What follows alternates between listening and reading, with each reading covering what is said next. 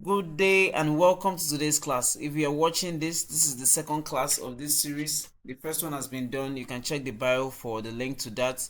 So for today's class, in the last class rather, we considered why we design, what is the essence of design, and the usefulness of design in our community in this age and time. So today we are going to be diving and narrowing it down to a tool we are going to be using to create those creative designs.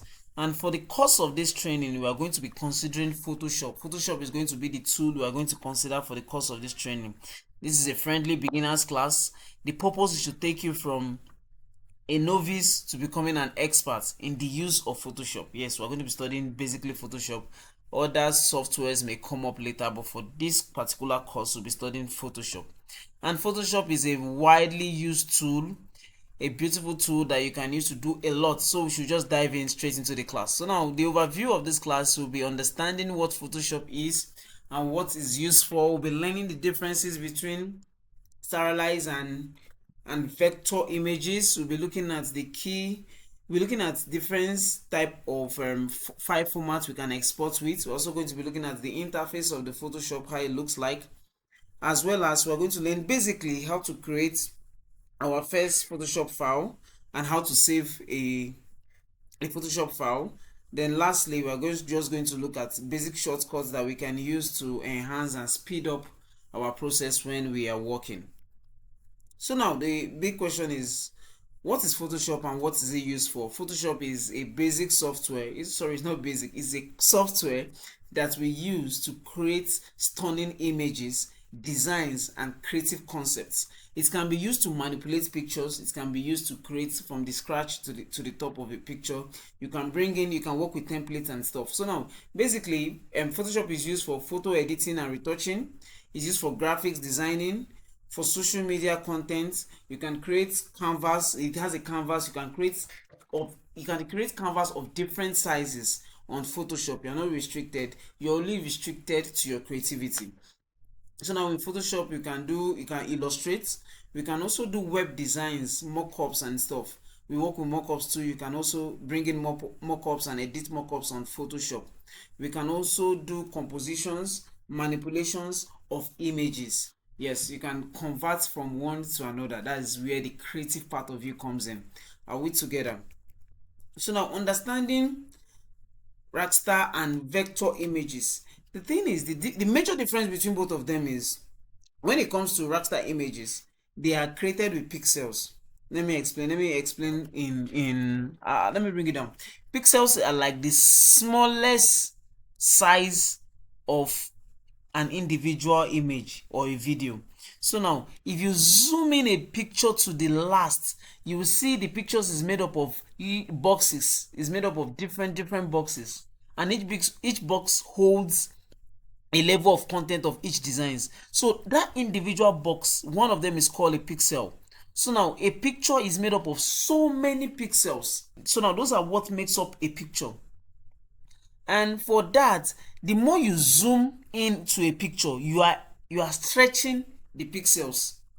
You are making it bigger. So in that format, you've increased the size of the pixel. In that way, you've dropped the quality of the picture. So now that's why you can see a picture is blurry when it's zoomed, and when it is small, it is clearer. That is why you can have a different look and feel to the same picture when you're looking at it on your phone and when you're looking at it on your screen, like your TV screen or your laptop screen. Is because the pixel on your phone is able to reduce it to make the pixel smaller. So now if you're having 10,000 pixels in a picture, you are looking at it on your phone will squeeze 10,000 pixels to fit into the phone screen, making the pixel smaller, making the picture sharper. But if you are looking at it on a large TV screen, the pixel of your phone will have to spread itself around the TV screen, making the pixels bigger, making the picture a little bit duller than it won't be as sharp as it was on the phone. We'll look into various examples. Then for vector images, they don't use pixel, they use mathematical formulas. They use mathematical formulas to create a pixel, so it doesn't lose quality. No matter how you stretch it, the formula is when you have 1 plus 1 equals to 2. If you still write 1 as big, anyhow you write 1, if you write it from the top of the wall to the down of the wall, you put plus in the middle, you write 1 from the top to the down, equals to what? You still have a big 2. So now the 2 will still be sharp. No matter the size of how you stretch a vector image, you will still have the quality of the vector image. Yeah, these are major the format we get to save a raster and a vector image. Raster images are images of PNG. We have the JPEG. Even your Photoshop file, your Photoshop exporting file, you export as a PSD, it's also a raster images. But for vector are images that you export. Okay, PDF is also considered as a vector image. An image exported in PDF is also considered as a vector image, given the fact that from creation you exported as a PDF, not that you've created an image, then you brought that image into a file and you rename it to be PDF. Please, let's get that, because there are a lot of PDFs outside there that are not obeying this rule and you can't classify them as a vector image. So now, but the widely known vector image are the AI images. AI means is Illustrator file, and Illustrator is what we use to create majorly vector images. So an Illustrator file it is .ai. So now that's an Illustrator file, and also we have the SVG. Is also it's also a vector image. You can also save in that format to retain the mathematical formula, the mathematical parts. Let's put it that way. So also, if you notice, if you want to create a raster image, you use Photoshop. Photoshop does that very well. Photoshop is one of the tools that creates raster images. But for vector images, you use softwares like illustrators. Illustrators are what you use to create vector images. Vector images are majorly logos. You see our logos, major logos of brands, they are done as a vector image. Is when, okay, you're now exporting to use for different parts, you can now convert to whatever format you do. But from initial creation, if you're creating a logo for a client, it is done as a vector image, so that no matter how much they zoom it, no matter how much they reduce it, it retains its quality. So now, if you notice, if you're into the printing world, most of the printers, they stick to CorelDRAW. Yes, the reason why most people stick to CorelDRAW, majorly the printers, is because CorelDRAW has the ability to give you a vector images. It's also considered as a tool that can produce vector images. Yeah, let's take a look at this. Okay, now this is basically how it works. As I said before, by the nature of zooming, you have to for a raster image, it gets distorted.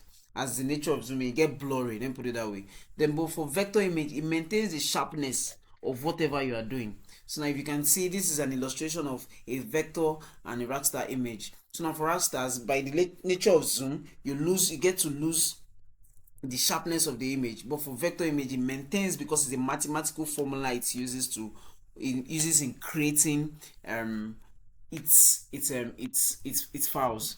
So now these are the types of files the way you can say. You see, I said PDF. PDF is also considered as a vector image. Let's go back to our class. So now we'll be looking at image files. The image files. So the image files that we use, they are used for different purposes. So now it depends on what you are creating for. It will determine the file you are going the files, the way you are going to save a particular file. So now, if you are creating an image for web, a picture for web, you use JPEG. JPEG has a way of compressing and giving you a file in a small size. It makes it more compact. So now that's what JPEG is majorly used for. Then PNG helps you it supports transparency. That means you can have an image with a transparent background. Most of our logos are done that way. Also, raster images, vector images come in that format. Most of our images are done that way, that you can remove the background from the image and be able to save it, use it in other projects. So now, for you to be able to save it, use it in other projects, you have to save it as a PNG. If you're saving as a JPEG, it saves with the background. Are we together?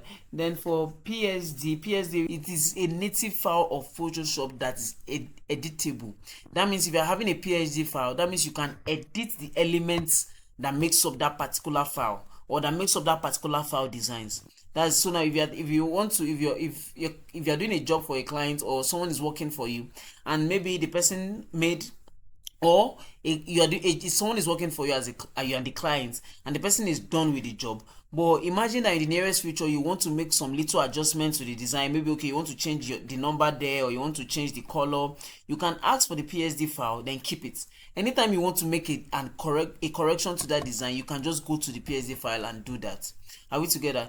Then for PDF files are mostly printable files, and to be able to share files in high quality. Remember, we already said that PDF files are considered as vector files. So now for a vector files, one of the things that we said about it, it is created with mathematical formula. And with mathematical formula, no matter the zoom in or the zoom out, you still retain the quality of the image or the design you've done with it. So now PDF you can use to send high quality. No matter the zoom in or zoom out, it still retains the quality of the design or the image. So now we'll be looking at Photoshop interface. What are those things that that makes up the Photoshop interface? So now I'm opening my Photoshop. Once you launch your Photoshop folder, your Photoshop file rather. So once you launch your Photoshop file, to open in this way, if you have jobs you've done before, they are just going to load up your previous jobs. But let's create, basically, if your first time you will see this landing page, not that, but if you have jobs you've worked on, you will see that. So once you come here, you have the right to choose the kind of canvas you want to work with, the size of canvas. Is it an A4 size? Do you want to use custom or anyone you've created before? So I've created something like this before. To create this, you just come to either you want to design with pixel, inches, centimeter, millimeters, points. So but majorly design with pixels. Which one you prefer you work with? So me, I work with pixels. So you design with pixels. You can here determine the canvas size. So I can say I want to do, let's say I want to do like a phone size, that's 9 by 16. You can say 900 by 1600. And once I create,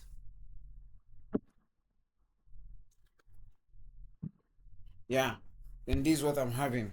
So now we're going to be looking at, so this is how we create a canvas size.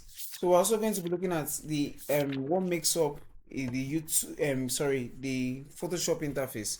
First of all, we have the menu bar. The menu bar is this top bar that has the file, edit, image, layer, type, select, and others. So now if you are going to go through all this individually, if you're going to check the file is where you have the basic things you do: your save, create new folder, open an old folder, an old file, export, import, share, generate. So now this one just has to do with basic things that you do on Photoshop. Then this edit is when you're working with a file, what you do. And again, we spoke about the shortcuts. We're going to talk about the shortcuts rather. The shortcuts, you can see beside there are some that already has their shortcut beside them, and that shortcut will really go a long way if you are going to get yourself familiarized with it, because it's going to help you to navigate one or two when you are working with your Photoshop files. So that's what edit does. Then image is to retouch, sorry, to have the advanced feature of an image, like canvas size. You can edit the canvas size, you can edit the image. That's editing the canvas size and image size. That's, you're stylishly increasing the number of pixels an image will have. So that's just the mass behind it. So now you can rotate to its right, or rotate it to the left, clockwise or anti-clockwise. So now those are things that we can do. You can duplicate, apply to image and stuff. So now type, selection, filter, 3D view, plugins, and other stuff. So we'll be looking at all this later on. Then we should look at the toolbar. This is the toolbar. This toolbar is what we use to create what we want to create here on the canvas size. The first toolbar on the top is called the move the move tool, which has the shortcut of navigating to it with the letter V. So now I'm not going to touch all the toolbar. We're going to touch just some selected few.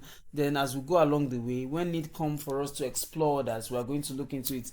So now I'm going to give you just the basics that you need to know, the basic ones you need to familiarize yourself with. So now once we have that, you can be able to navigate to others as we move forward during the course of this class. So now we have the selection tool. How the selection tool works, let me bring in an image. To bring in an image to your Canva, just look for where your image is, then you drag and drop. That's like the shortest cut to get. Okay, let me look for an image. Let's say, yeah, I want to bring in. So now we have this in my Canva. So for selection tool, for move tool rather, if you see the move tool is selected, if I hold this, you see I can be able to move this file because my move tool is selected. I can be able to move this file because my move tool is selected. So now likewise, when you come to, let's leave this, let's move to the selection tool. This quick selection tool, you can be able to, this is what we use to crop or cut out an image or a particular thing from a design. Like now, let's say I want to cut out this fruit from this image. Now if I come to my quick selection, because that is like, as the name implies, quick selection, if I overround, can you see now he selected the fruit. Let me add our leaf. Let me add our leaves. Then let me add our stick. So now to select, if you look up here, is written plus. So now whatever is inside this moving selected part, the selected part is what we are going to work with. But imagine you selected something that you don't want to work with, you want to deselect it. You click on your minus, because I want to deselect this part now. Then I deselect here. Yes.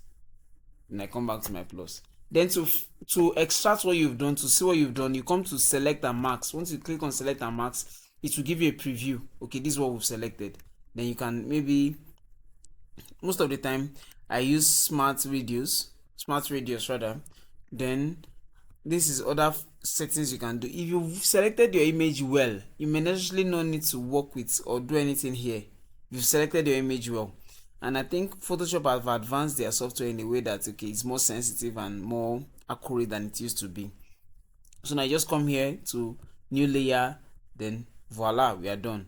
Automatically we have our fruit alone. So now if we're going to do a design, we're going to take this fruit, okay, bring it to the new design we want to put it into and stuff like that, and manipulate and get it to do what we want to do. I don't know if you are getting my points now. But if you come to this section now, this is called the panel section. You can see our layers. Then you can see the one we selected it from is still lit, but the eyes is off. That means you can't see it. We're only seeing the one we selected out.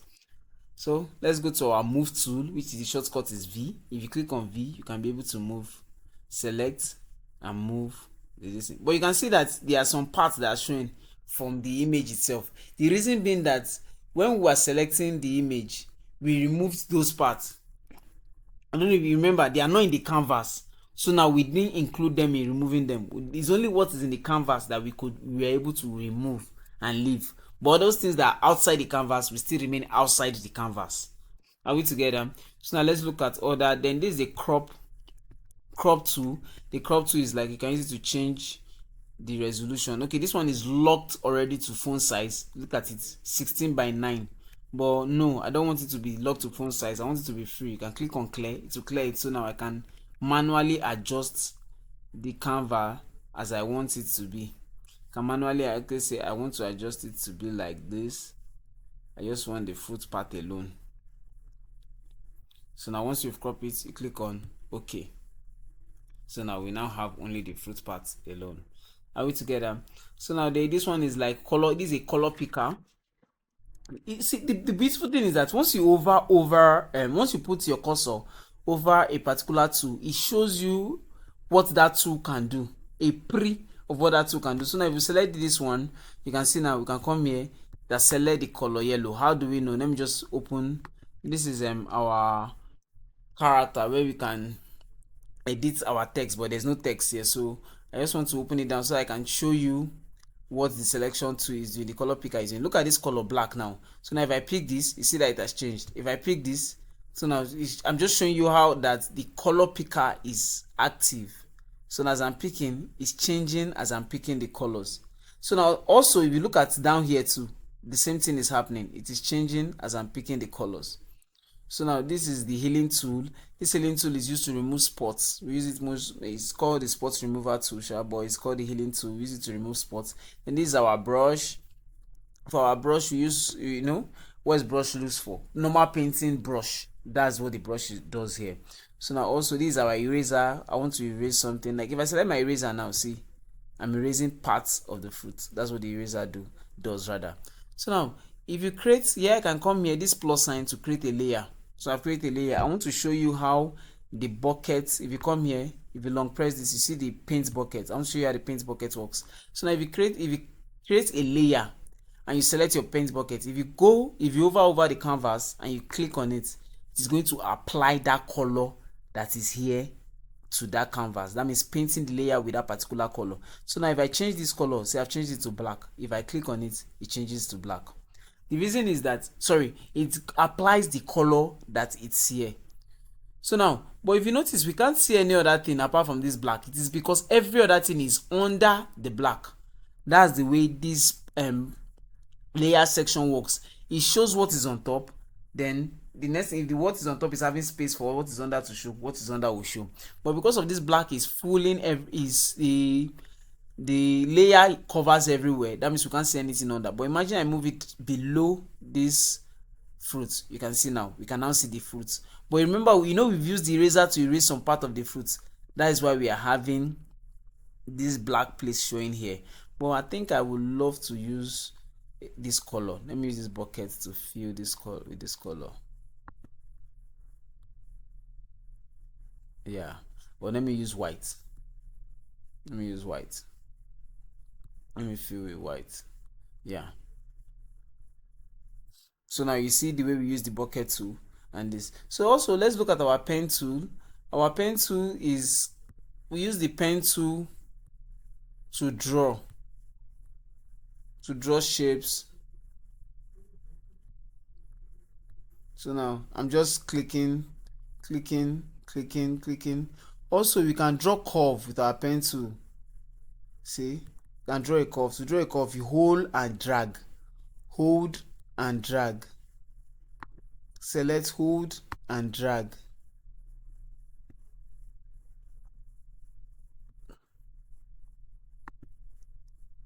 I'm just showing you how they work. So now the pen tool is to draw. I'm back to my move tool. A shortcut for move is what? V. Abi? Our shortcut for move is what? V. So now if I hold this, I can move this to wherever I want it to be. Abi? Because I've already activated the shortcut for it. So now another tool we are going to be looking at is the text tool. This text tool is used to type anything you want to write. This is class 2.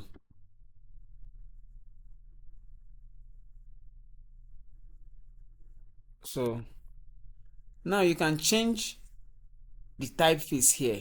I want to change the typeface for this. I don't want to use this particular typeface. Sporting Personal. I want to change it to another typeface. Let's say Poppins. Yes, I like the font Poppins. It's very beautiful. So now it has changed the typeface. So now here you can now change the font. We are on Poppins regular, but I want to use Poppins bold. You can see now the font has become stronger. So now you can make it thicker, you can make it slant, you can make everything caps lock. So now those are the functions of all this here. We'll be looking at when we are working with it, we'll be looking more into all this. So lastly, for the toolbar, we're going to be looking at the shape tool. If you long press any of the toolbar, it will show you the options, the other options that they have. If you notice, the toolbar is having like this small arrow beneath it. Anyone that's having this like this small arrow beneath means that there is more to that toolbar. So now you can create your rectangle. If you select rectangle, you can draw a rectangle. If you come back, you long press. If you long press, you can create a circle, a triangle, polygon, line, and all those things. Let's create a circle alongside the rectangle that we created.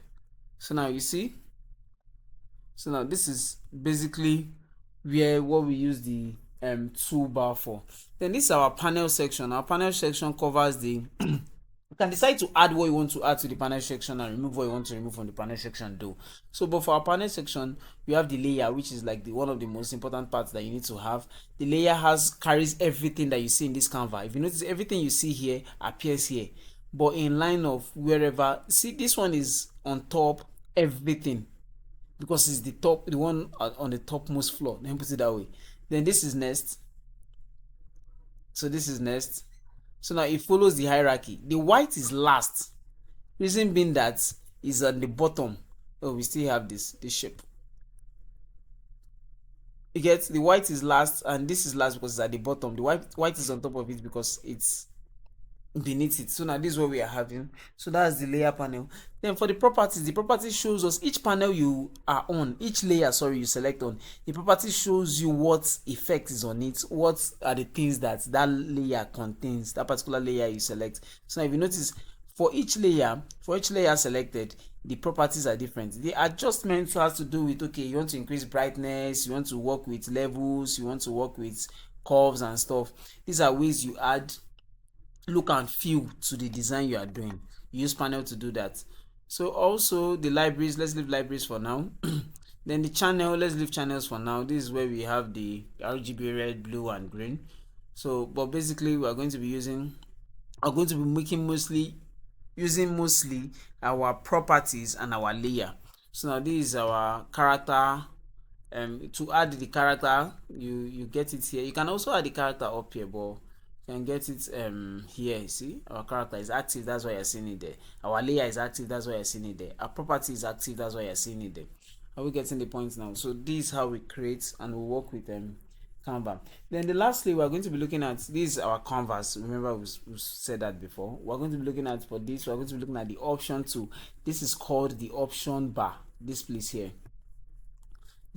this option bar varies with the tool you are selecting. So now under option tool, these are the available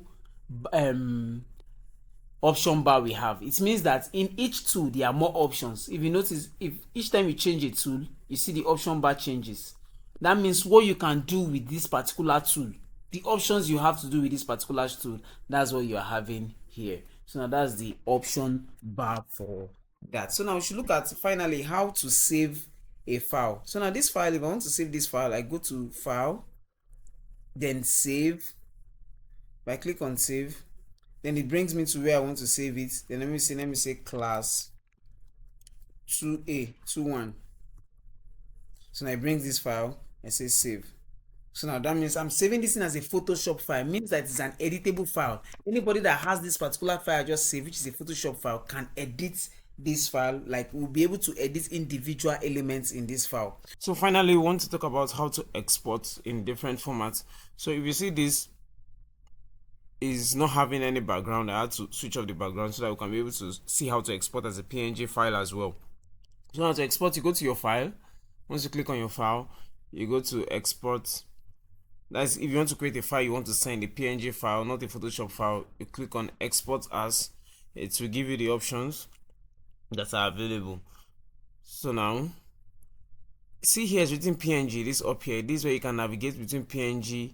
Sorry, it's written JPEG. You can shovel between PNG and JPEG. Now you're seeing at PNG we are no longer having that white background. See the size of this file now. PNG file, it is 535.5 KB. So now, and it's having a width of 1000 and it's having a height of 1224. So if I click on export, I just want to show you how this, then you choose the file where you want to save it. I want to save it here because this is the class file. Let's say class 21, let me write PNG, then I save. So now I still want to export this same file without doing anything on this, but as a JPEG. I want us to be able to compare both.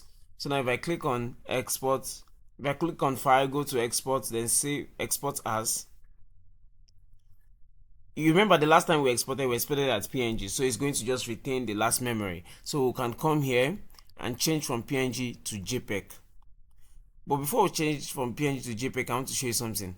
You can see when we are in PNG, our size is what, 535.5. So now if we switch to JPEG, our size has reduced to what, 66.5. Remember I said it before that JPEG has the ability to compress a design. That's why it's mostly used for websites building and mostly used for photo sharing and stuff, because of the size. It's able to reduce the size of whatever you're having. And again, another thing about JPEG is that JPEG doesn't give you the option of having a backgroundless design or a backgroundless object. Now this file had background, like it was backgroundless, but now JPEG has added white background to it.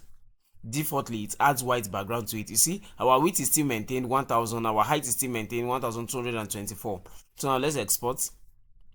So for exporting this, let's say class 2.1 JPG. So now we are done. Let's save this. Let's save this our file. So now let's go to where we exported and let's view the both file. You see this one, this is, I'm opening the class 2.1 PNG. You can see now, you can't really, because okay, the text we use is black and the default background of my laptop is kind of dark gray. So now you can see, now you can hardly see it, but you will notice that there is no background on this canvas. But let's open the PNG. If you open the PNG, you can see now the JPEG. You can see that the JPEG is having a white background. You can see the comparison between the JPEG and the PNG. So now this is just a basic introduction to the software, how to create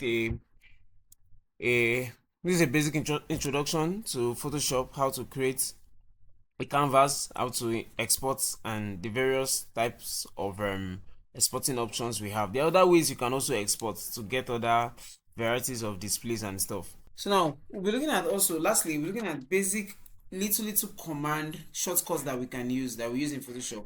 Ctrl V means to move, B brush, C text, Ctrl Z undo, Ctrl S save, Ctrl Shift Z means redo, like what you've done before, redo it back. What you undo, sorry, redo what you undo.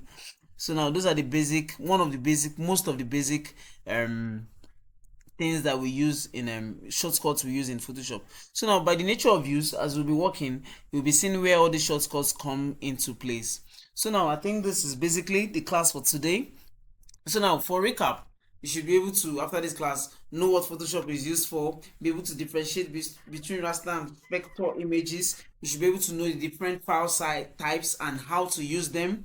Also, you should be able to navigate the interface of the Photoshop software and be able to create, save, and also customize your workspace. So now with this, we've come to the end of this class. If there's any question, I will be glad to attend to it. You can drop it at the comment section. Either me or one of my team members will look into it and get back to you. Do have a nice day, and I am glad you are taking this class. Yeah, God bless you.